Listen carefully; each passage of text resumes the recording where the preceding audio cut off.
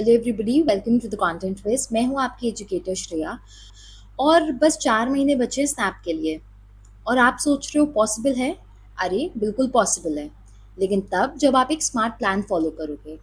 तो इस वीडियो में मैं आपको मंथ बाय मंथ स्ट्रैटेजी दूंगी जो आपको एवरेज से 98 परसेंटाइल तक ले जा सकती है। स्नैप एक सिंपल फॉर्मेट लगता है, 60 क्वेश्चन 60 मिनट्स, लेकिन असली गेम पता क्या है? असली गेम है स्पीड और एक्यूरेसी का। हर सेकंड इंपॉर्टेंट है, तो हमारी प्रिपरेशन भी लेज़र फोकस्ड होनी चाहिए। स्ट्रैटेजी समझने से पहले कुछ इंपॉर्टेंट बुलेट पॉइंट समझना बहुत ज़रूरी है। ठीक है, पहला बुलेट पॉइंट है एग्जाम पैटर्न, ठीक है, दूसरा है सिलेबस और तीसरा मार्किंग स्कीम। ये तीन चीज़ें बहुत इंपॉर्टेंट होती हैं किसी भी एग्जाम को एस करने के लिए। स्नैप में 60 क्वेश्चंस आते हैं इन टोटल और 60 मिनट्स का पेपर होता है, दैट इज़ 1 आवर पेपर। ठीक है, हर करेक्ट आंसर पे हमें +1 मिलेगा और हर रॉन्ग आंसर पे नेगेटिव मार्किंग होती है 0.25 की। पेपर 3 सेक्शंस में डिवाइडेड होता है, quants, data interpretation and data sufficiency, general English और analytical and logical reasoning. Syllabus की बात कर लें तो सिलेबस में जो मेजर टॉपिक्स कवर होते हैं उनको हम ब्रीफली उनके बारे में बात कर लेते हैं।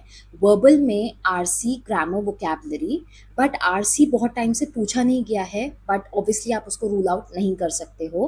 क्वांट्स के लिए अरिथमेटिक, अलजेब्रा और ज्योमेट्री करना बहुत ज़रूरी है, और रीजनिंग के लिए puzzles, arrangement, series, coding and decoding. तो अब बात कर लेते हैं उस अल्टीमेट स्ट्रैटेजी की जो हमें दिलाएगा स्नैप में 98+%। सबसे पहले बात कर लेते हैं जो फर्स्ट वन स्ट्रैटेजी होगी, उसमें आप अपने बेसिक्स को स्ट्रॉन्ग बनाओगे। वर्बल की बात कर लें तो आरसी कई समय से देखा नहीं गया है स्नैप के पेपर में, बट हम कह नहीं सकते, हम उसको रूल आउट कम्प्लीटली नहीं कर सकते हैं। आपको फोकस किस चीज़ पे करना है? ग्रामर रूल्स पे करना है। वोकैबुलरी बहुत इंपॉर्टेंट है, स्नैप में एक बहुत बड़ा रोल प्ले करती है वोकैबुलरी। अगर आप अपनी वोकैबुलरी पे फोकस नहीं करोगे तो आप बहुत सारे क्वेश्चंस को मिस आउट भी कर सकते हो। वोकैब बहुत इंपॉर्टेंट है, उसको करना भी बहुत ज़्यादा इंपॉर्टेंट है। वो आपको कहाँ कहाँ हेल्प करेगी? फिल इन द ब्लैंक्स में, idiom and phrases, synonym, antonym, one word substitution, parajumble, sentence correction, odd one out.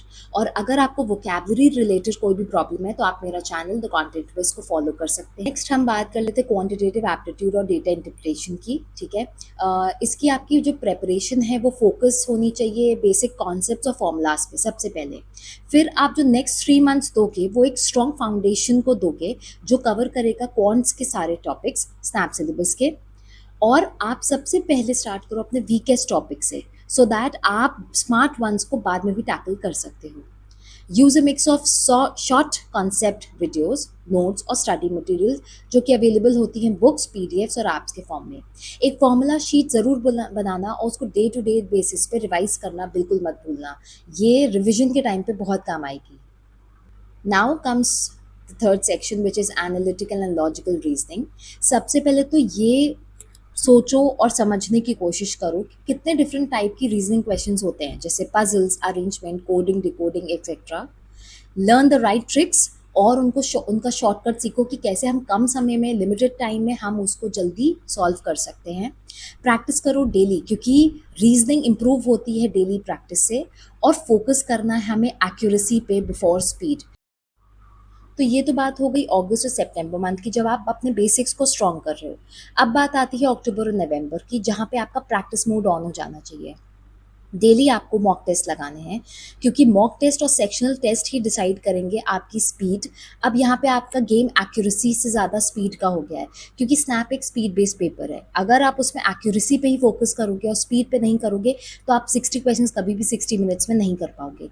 हालांकि सारे क्वेश्चंस करने भी नहीं होते हैं, but still you need speed. आपको ट्राई करना है कि आप डिफरेंट मटीरियल्स सॉल्व करो, जैसे प्रीवियस ईयर पेपर्स हो गए, सैम्पल पेपर्स हो गए और मॉक टेस्ट हो गए, क्योंकि ये तीनों चीज़ें आपको सिर्फ और सिर्फ स्पीड और एक्यूरेसी पे फोकस करवाएंगी और इवेंचुअली आपकी प्रैक्टिस बढ़ेगी। आपको ये याद रखना है कि सिर्फ मॉक देना ही हमारा पर्पस नहीं है।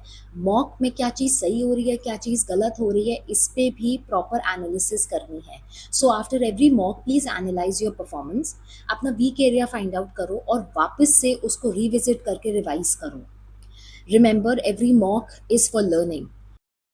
It is okay to score low, but eventually you are going to improve.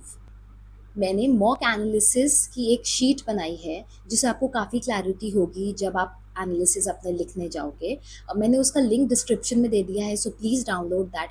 Snap अपने रजिस्टर्ड कैंडिडेट्स के लिए एक ऑफिशियल मॉक टेस्ट भी प्रोवाइड करता है, तो उसको भी ज़रूर अटेम्प्ट करना। वेल, प्रो टिप कहती है कि एक वीकली प्लान बनाओ और अपनी प्रोग्रेस को ट्रैक करो। Mix up subjects to avoid burnouts.